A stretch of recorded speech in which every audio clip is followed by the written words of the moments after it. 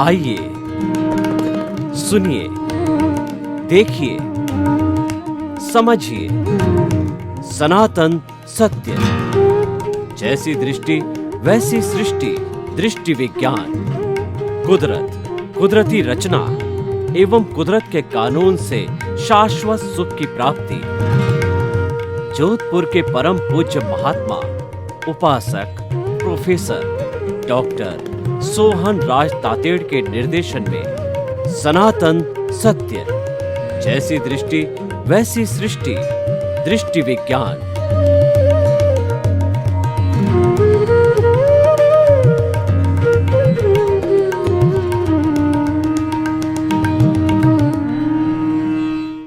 भाई और बहनों, मातृशक्ति को नमन। आज का हमारा बहुत सुंदर विषय सफलता के 5 सूत्र। सफल किसे कहना चाहिए? जो व्यक्ति व्यवहारिक जीवन में व्यवहार कुशल है और आध्यात्मिक जीवन में आत्मा को केंद्र में रख कर के जीवन यापन करता है, उसको सफल कहना चाहिए। वैसे सफलता के बहुत से मापदंड हो सकते हैं। कोई व्यक्ति अपना पेशा प्राप्त अच्छा होना, उसको मैं भी सफलता मानता है। इंजीनियर, डॉक्टर, चार्टर्ड अकाउंटेंट, अच्छा व्यापारी, अच्छा नेता, अच्छा वक्ता, अच्छा गायक और अच्छा कविता करने वाला, वो भी अपने आप को सफलता मान सकता है। तो इसीलिए सफलता जो है ये मैन टू मैन वेरी करती है। लेकिन जो दूसरे लोग अंकन करते हैं कि व्यक्ति सफल है या नहीं है, उन सूत्रों की आज हम व्याख्या करेंगे। और सफल वही गिना जाता है जो व्यक्ति दूसरों का परोपकार करता है, दूसरों का हित चिंतन करता है, सर्वजन हिताय सर्वजन सुखाय की बात सोचता है, लोगों के भले की बात सोचता है और उसमें खुद का उसका भला तो नीत है ही है।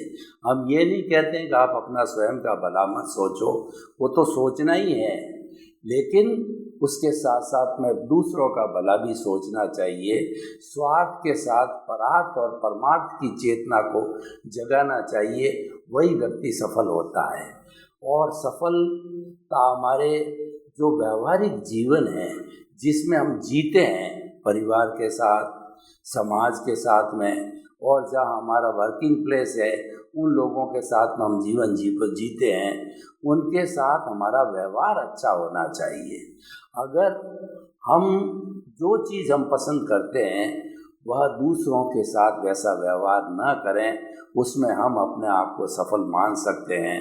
क्योंकि जो चीज़ हमको अच्छी नहीं लगती है वह दूसरों को कैसे अच्छी लगेगी। जैसे कोई हमारी अवहेलना करे, हमको कोई गाली दे और हमारा तिरस्कार करे, हमारा अपमान करे, तो क्या ये हमको अच्छा लग सकता है? नहीं लग सकता है।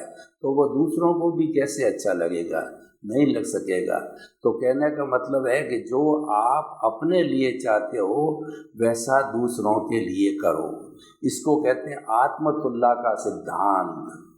अपनी जैसी आत्मा समझते हो वैसी दूसरों की आत्मा समझो। वैसा समझने से हम दूसरों के साथ में बुरा व्यवहार नहीं कर सकते हैं, सभी के साथ में समानता का व्यवहार करेंगे। वास्तव में व्यक्ति को कौन सी ऐसी चीज़ें जो सफल नहीं होने देती है? वो व्यक्ति को सफल नहीं होने देने वाले जो तत्व है वो है क्रोध, अहंकार, माया और लोभ। ये जो है 4 तत्व है व्यक्ति को सफल होने नहीं देते हैं। क्रोध जब आता है तो एक अग्नि की तरह होता है, चंडाल की तरह होता है, एक दावानल की तरह होता है, और वह प्रकट होने पर खुद को तो जलाता ही है, साथ साथ के अंदर जिसके ऊपर क्रोध किया है उसका भी मूड ऑफ कर देता है, उसको भी व्यथित कर देता है, उसको भी दुखी बना देता है। अहंकार एक ऐसा तत्व है, एक ऐसी बुराई है कि अहंकार के वशीभूत व्यक्ति अपने आप को बड़ा मानता है, सुपीरियरिटी कॉम्प्लेक्स आ जाता है और दूसरों को जिनके साथ वह रहता है उनको इन्फीरियर समझता है, उनको छोटा समझता है। इस कारण से वह व्यक्ति दूसरों के लिए असम्मानीय हो जाता है। माया, छल कपट की वजह से व्यक्ति नज़रों से गिर जाता है। जैसे कि एक व्यक्ति छल कपट करने वाला होता है तो किसी व्यक्ति के माता को कुछ कह दिया, पिता को कुछ कह दिया, भाई को कुछ कह दिया और उस व्यक्ति को स्वयं को कुछ कह दिया, सबको लड़ा देता है। मायावी लोग अपना उल्लू सीधा करने के लिए परिवार को तोड़ देते हैं, समाज को तोड़ देते हैं और बड़े बड़े जो पावरफुल NGO वगैरह होते हैं, आतंकवाद के वगैरह है, वो देश को भी तोड़ देते हैं, विश्व को भी तोड़ देते हैं। मायावी लोगों से दूर रहना चाहिए क्योंकि मायावी लोगों का काम यही है कि लोगों को बर्बाद करना, समाज को बर्बाद करना। उसमें उनका क्षुद्र जो स्वार्थ है वो निहित होता है। और लोभ एक ऐसा विषय है कि व्यक्ति को आवश्यकता ही नहीं है, फिर भी वो संग्रह करता रहता है, संग्रह करता रहता है और संग्रह करते रहने से जो है वह दूसरों के लिए दुखदायी हो जाता है, दूसरों को जो सुविधाएं उससे वंचित रख देता है। इसीलिए जो लोभी व्यक्ति के लिए कहा गया है कि विषयी नर की लालसा और पाम रोग की खाज, लोभी की धन लालसा और तीनों बेअंदाज।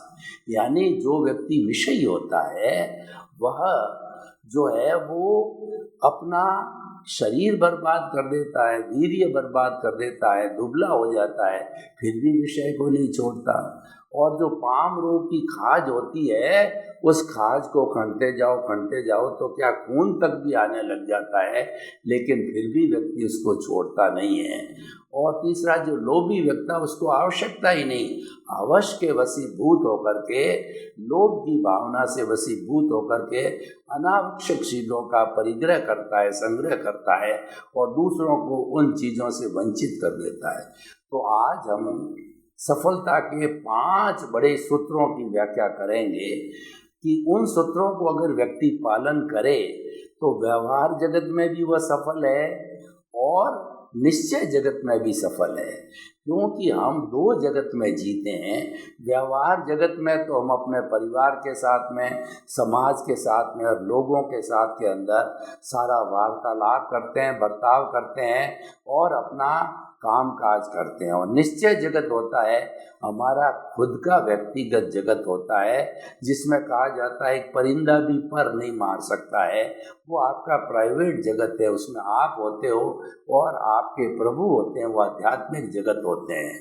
नॉर्मली लोग भीतर बहुत कम झांकते हैं, बाहर ही बाहर ज़्यादा झांकते हैं, तो भीतरी जगत का लोगों को इतना आइडिया भी नहीं है, इतना चिंतन भी नहीं है। लेकिन हमारा सनातन सत्य कार्यक्रम भीतरी जगत पर बहुत ज़्यादा जोर देता है और उसके लिए हमने कुदरती रचना का जो है सहारा लिया है। और हम चाहते हैं कि आपको शाश्वत सुख की नींव लगे, ताकि कि आप आने वाले जन्मों के अंदर शाश्वत सुख को प्राप्त करके और हमेशा हमेशा के लिए आनंद की स्थिति के अंदर निवास करें।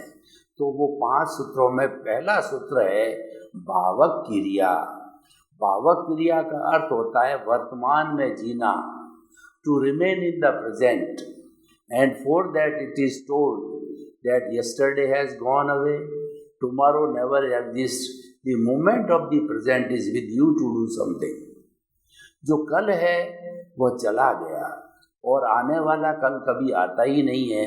इसका अर्थ होता है कि हमको वर्तमान में जीना चाहिए। यह बात अलग है, कभी भूतकाल की स्मृति के लिए हमको भूतकाल में भी जाना पड़ता है, लेकिन जाकर के पुनः वर्तमान में आ गए। और कई बार हमारी प्लानिंग के लिए भविष्य में भी कल्पना के रूप में भी जाना पड़ता है, जाकर के वापस आ गए, लेकिन जीना वर्तमान में ही होता है।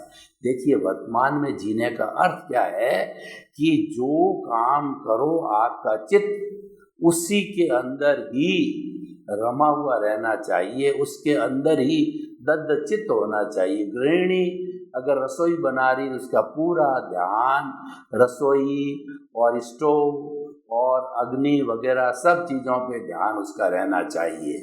और जो व्यक्ति खेल रहा है उसका ध्यान खेलने पे रहना चाहिए। बच्चा पढ़ रहा है उसका पूरा ध्यान पढ़ाई पे रहना चाहिए। आपको दूसरा काम करना है तो बाद में कर लीजिए। लेखक है उसका ध्यान पूरा चिंतन में रहना चाहिए। मैं आपको वक्तव्य दे रहा हूँ तो मेरा भावक क्रिया ये है कि मेरा सारा चिंतन जो है मेरे भावों पर, मेरे विचारों पर रहना चाहिए। पहले बोलो फिर तोलो, एक एक शब्द जो है तोल तोल करके बोलना होता है, ताकि कि जो मैं बोल रहा हूँ ये कई वर्षों तक आपके पास में सुरक्षित रहेगा। तो ये प्रभावशाली तभी होगा जबकि मैं जो है दत्त चित्त एकाग्र होकर के कंसंट्रेशन के साथ में बोलूँगा। यही भाव क्रिया है। जब कभी हम गमन योग कर रहे हैं तो हम चल रहे हैं तो सामने देख करके चलना, तो कोई जीव जंतु भी आ जावे तो उसका हम बचाव कर सकते हैं। कोई खोई हुई वस्तु भी मिल सकती है।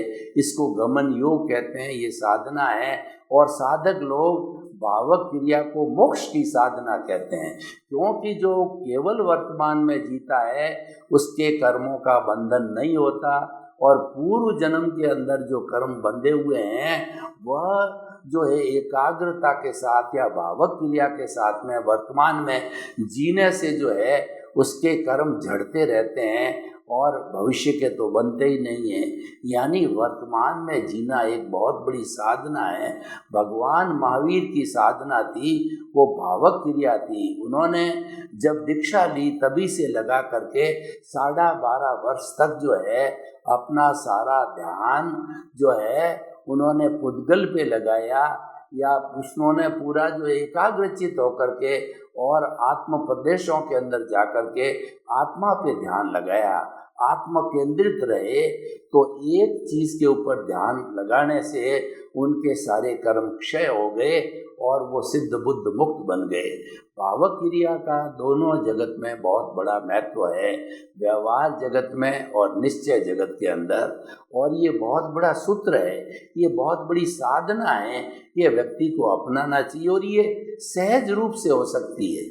इसमें बात एक ही है कि जो काम करो उसके अंदर ही पूरा मन लगा के करो। आपको दूसरा काम करना है तो उसको आगे करो या पीछे करो, लेकिन जब आप काम करने लग जाते हो तो दद्दचित्त होकर के लगो। आपको क्या हो रहा है पास पड़ोस में यह भी ध्यान नहीं रहना चाहिए।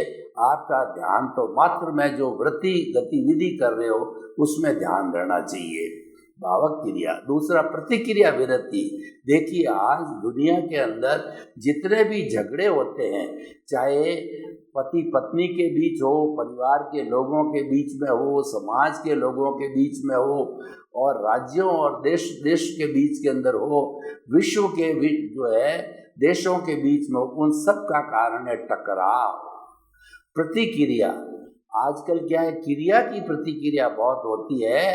कोई व्यक्ति अगर किसी को गाली देता तो सामने वाला देखता है मैं कौन सा कम हूँ, वो एक ही जगह 2 गाली जड़ देता है। वो 1-2 अपशब्द बोलता है, वो 4 अपशब्द बोल देता है। तो इस तरह से ये क्रिया प्रतिक्रिया चलती रहती है, और इसका क्या स्वरूप हो सकता है इसका अंदाज लगाना भी मुश्किल होता है। क्रिया प्रतिक्रिया करते करते हाथापाई भी हो जाती है। हमने अपनी संसद को देखा, राज्यसभा को देखा, वहाँ पर जो MP लोग होते हैं वो लोग कुर्सियाँ लेकर के आपस में लड़ने को तैयार हो जाते हैं। इतना भद्दा चित्र प्रस्तुत करते हैं जो जनता के सामने एक बड़ा रॉन्ग इम्प्रेशन लेके जाता है। ये क्यों होता है? यह क्रिया की प्रतिक्रिया से होता है, ये टकराव की वजह से होता है। तो व्यक्ति को अपने जीवन के अंदर एक उद्देश्य बना लेना चाहिए कि मैं कभी भी टकराव की स्थिति में नहीं आऊँगा। छोटे रूप में देखिए, पति पत्नी के बीच में जो पत्नी ज़्यादा समय तक साथ रहती, टकराव हो गई तो आप उस जगह को छोड़ दीजिए। अगर आप रसोई में खड़े हो तो आप जो है ड्राइंग रूम में चले जाइए, ड्राइंग रूम में हो तो एक व्यक्ति बेडरूम में चला जाए, बाहर चला जाए, किसी भी तरीके से जो टकराव की स्थिति है उसको टाल दीजिए। और टकराव लंबे समय नहीं रहता, टकराव बहुत थोड़े समय होता है, लेकिन थोड़े सेकंड के अंदर, कुछ ही मिनटों के अंदर बहुत बड़ा नुकसान हो जाता है। टकराव में ऐसे ऐसे अपशब्द, ऐसी ऐसी गलत बातें निकल जाती है जो दोनों के लिए बाद में बहुत चिंता का विषय होता है।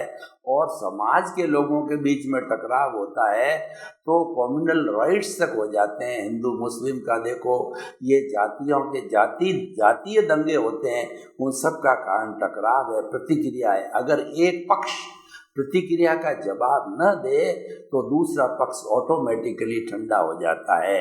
अगर आपको किसी ने गाली दी है और गाली आपने एक्सेप्ट नहीं करी, गाली आपने वापस लौटा दी है, तो वह उसके पास चली जाएगी, आप पर कोई असर नहीं करेगी। आपने तो अगर उस गाली को एक्सेप्ट किया है, यानी उसको जो है वो आपने मल्टीप्लाई किया है, 2 गालियाँ दी, 4 गालियाँ दी, तब जाकर के वह जो है वो सारा प्रकरण जो है बढ़ जाता है। तो हमें टकराव टालना चाहिए, प्रतिक्रिया विरति करनी चाहिए। और प्रतिक्रिया जितनी विरति करेंगे उसके अंदर हमारे को आनंद और खुशी की अनुभूति होगी और सामने वाले को भी हम बचा लेंगे।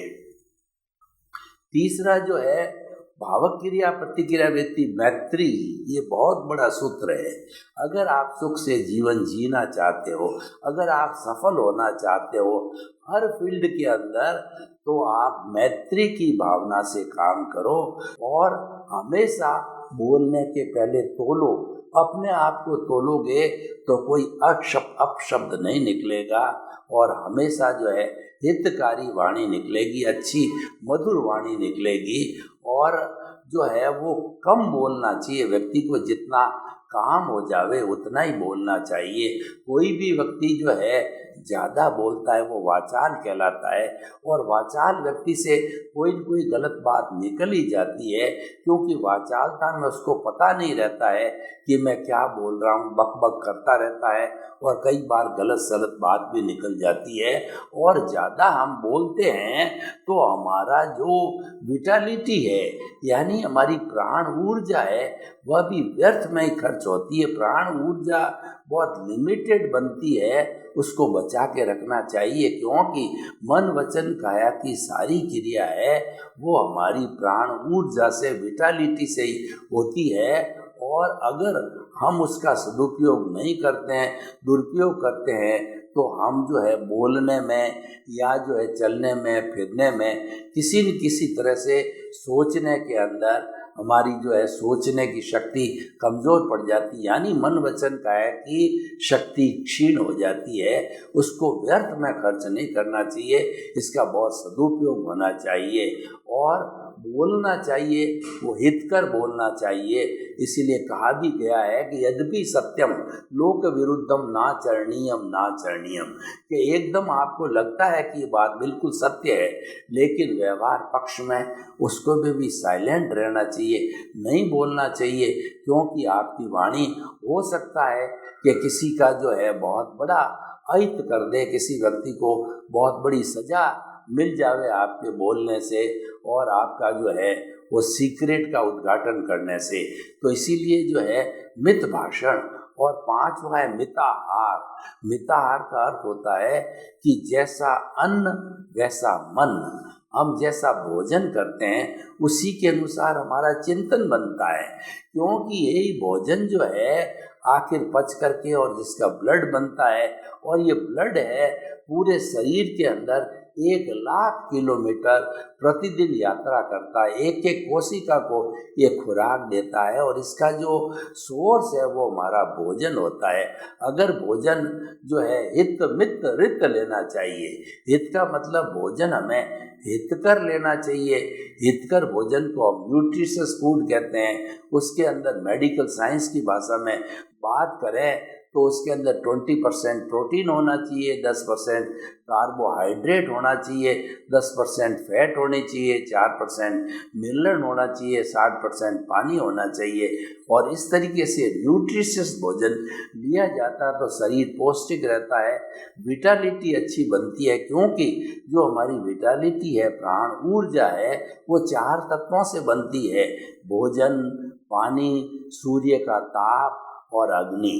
तो इनके जो है मिश्रण से जो है विटालिटी बनती है, और वही विटालिटी अपने मन वचन काया की समस्त क्रियाओं को संपन्न करने के अंदर काम आती है। तो मिताहार का मतलब होता है हित, मित और रित। हितकर भोजन करना, मित का मतलब मात्रा में भोजन करना। हमारा जो पेट है इसको 4 भागों में बांट के 2 भाग के अंदर ठोस भोजन किया, 1 भाग पानी के लिए छोड़ा और 1 भाग गैस के लिए छोड़ना चाहिए। कई बार क्या होता है कि हम ठूस करके पेट को भर देते हैं, तो गैस निकलने के लिए जगह नहीं होती है, तो आफरा चढ़ जाता है, व्यक्ति छटपटाता है, व्यक्ति सो जाता है, व्यक्ति आलस करता है और कोई काम भी नहीं कर पाता। जो जरूरी काम है वो भी अटक जाते हैं और व्यक्ति को आलस्य घेर लेता है। जो लोग अपने जो भूख से अधिक भोजन करते हैं या ठूस करके भोजन करते हैं, उनका जीवन आलसी बन जाता है और उनको मोटापा आ जाता है। और मोटापा सबसे बड़ी बीमारी होती है, और व्यक्ति जो है वो कम उम्र के अंदर भी बूढ़ा लगने लग जाता है। तो हमारा भोजन हित, मित और ऋत मतलब ऋतु के अनुसार होना चाहिए। सर्दी की ऋतु है तो भोजन गर्म लेना चाहिए, गर्मी की ऋतु है तो भोजन जो है वो ज़्यादा गर्म नहीं लेना चाहिए, ठंडा लेना चाहिए। और भोजन स्वच्छ होना चाहिए, साफ सुथरा होना चाहिए, सात्विक होना चाहिए, शाकाहार होना चाहिए। इस तरीके से हित, मित और ऋत भोजन होना चाहिए, यानी मिताहार, मित भाषण और मिताहार। तो ये 5 सूत्र है। इन 5 सूत्रों का अगर हम जीवन के अंदर पूरा अच्छी तरह से पालन करते हैं तो हम अच्छे व्यवहार कुशल और अच्छे इंसान बन सकते हैं। इसका संबंध हमारे अध्यात्म जगत में भी है। अध्यात्म जगत जितना भी नियंत्रित होता है वो पॉजिटिव थिंकिंग से होता है। और अगर हमारी जीवन शैली अच्छी है, अगर हम इन 5 सूत्रों को पालन करते हैं तो हमारी लाइफ स्टाइल, जीवन शैली सात्विक बन जाती है। और सात्विक होने के कारण जो है हम एक अच्छे इंसान बन सकते हैं। हमारी ये जो सृष्टि है उसमें 3 तरह के गुण काम करते हैं: सतोगुण, रजोगुण और तमोगुण। ये तीनों गुण भी हमारी प्रकृति में काम करते हैं। तो सतोगुण होता है वह व्यक्ति में आध्यात्मिकता और अहिंसा और सद्भावना, मैत्री, प्रमोद, करुणा, मध्यस्थता की भावना को जागृत करता है, क्योंकि सतोगुण है वो अध्यात्म से जुड़ा हुआ है। और दूसरा होता है रजस गुण, होता है वो चंचलता पैदा करता है। रजोगुण वाला व्यक्ति एक स्थान पर टिक नहीं सकता, एक तरह का चिंतन नहीं कर सकता, एक तरह की प्रवृत्ति नहीं कर सकता। वो हर क्षण बदलता रहता है, विचारों से भी बदलता है, बातचीत से भी बदलता है, काम से भी बदलता है। यानी मन की चंचलता, वचन की चंचलता और काया की चंचलता तीनों ही जो रजोगुण से आती है। तो हमें इस रजोगुण से भी बचना चाहिए। और रजोगुण से बचने के लिए जो है हमें अपनी लाइफ स्टाइल को अच्छा रखना चाहिए। तीसरा तमस गुण है। तमस गुण तो बिल्कुल ही अनुपयोगी गुण है। तमस गुण वाला व्यक्ति हिंसा की प्रवृत्ति में चला जाता है, अपराध की प्रवृत्ति में चला जाता है, आतंकवाद की प्रवृत्ति में चला जाता है। आज हमारे समाज की जितनी भी बुराइयां हैं ये तमस गुण के कारण प्रकट हुई है। और जिस व्यक्ति के अंदर तमस गुण आ जाता है वह व्यक्ति जो है हर तरीके से एक बुरा इंसान बन जाता है और वो निंदनीय भी हो जाता है और उसका जीवन खराब हो जाता है। इसीलिए हमें सत्व, रजस्व और तमस तीनों गुणों में से सत्व गुण की साधना करनी चाहिए, सत्व गुण को लेना चाहिए।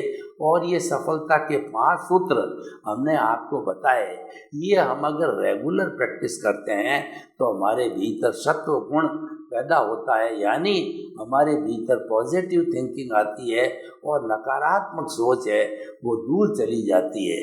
अब आप देखिए कि जो हमारा आयुर्वेद है ये बहुत ही पुरानी पैथी है, ये जब से सृष्टि बनी है तब से आयुर्वेद बना हुआ है।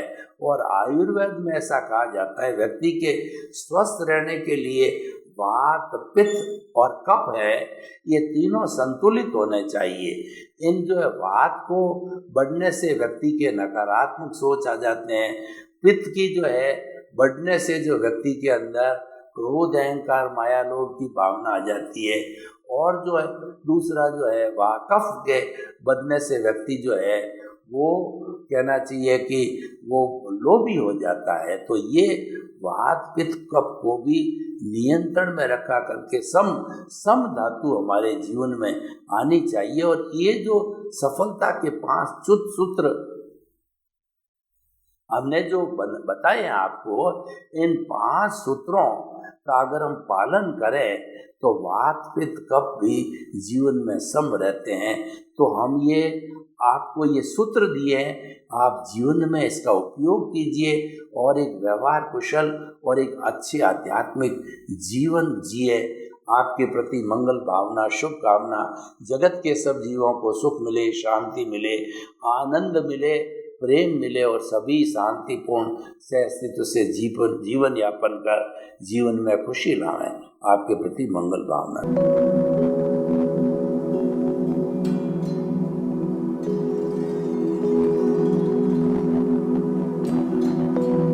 एक ऐसा अंतर्राष्ट्रीय ख्याति प्राप्त मानव जो गुरु प्रेरणा से पिछले 20 वर्षों से वानप्रस्थ जीवन जीते हुए 24 घंटे मानवता की सेवा में संलग्न है। एक ऐसा मानव जो अभी राष्ट्रीय, अंतर्राष्ट्रीय टीवी चैनलों पर 7,500 एपिसोड के माध्यम से सनातन सत्य, आत्मविज्ञान एवं पुनरुत्थान, व्यवहार एवं निश्चय जगत के जीवनोपयोगी विषयों पर हृदय स्पर्शी प्रवचन कर चुका है। उस मानव का नाम है महात्मा उपासक प्रोफेसर डॉक्टर सोहन राज तातेड़। प्रोफेसर तातेड़ द्वारा योग, दर्शन, शिक्षा विषयों पर रचित पीएचडी स्तर के 250 शोध ग्रंथ भारत के 100 प्रतिष्ठित विश्वविद्यालयों में शोधार्थी पढ़ रहे हैं तथा वे सभी शोध ग्रंथ वहां की सेंट्रल लाइब्रेरियों में उपलब्ध हैं। महात्मा सोहन राज ने अभी तक हजारों स्कूलों, कॉलेजों, विश्वविद्यालयों एवं संस्थाओं में सेमिनार, वर्कशॉप, कैंप लगाकर लाखों विद्यार्थियों को योग, दर्शन, शिक्षा का प्रशिक्षण देकर उन्हें सुसंस्कारित किया। डॉक्टर तातेड़ ने भारतीय संस्कृति उत्थान के 4000 से अधिक समसामयिक विषयों पर आर्टिकल लिखकर ऑनलाइन जर्नल, पत्रिकाओं, वेबसाइट्स पर प्रकाशित किया, जिसका उपयोग लाखों पाठक कर रहे हैं। उपासक तातेड़ के 5000 से अधिक आज का सुविचार, आज का शुभ संदेश, आज का मंगल भावना योग आदि चिंतन websites, Twitter, blogger, Facebook, YouTube माध्यमों से लाखों लोग अपना जीवन निर्माण कर रहे हैं।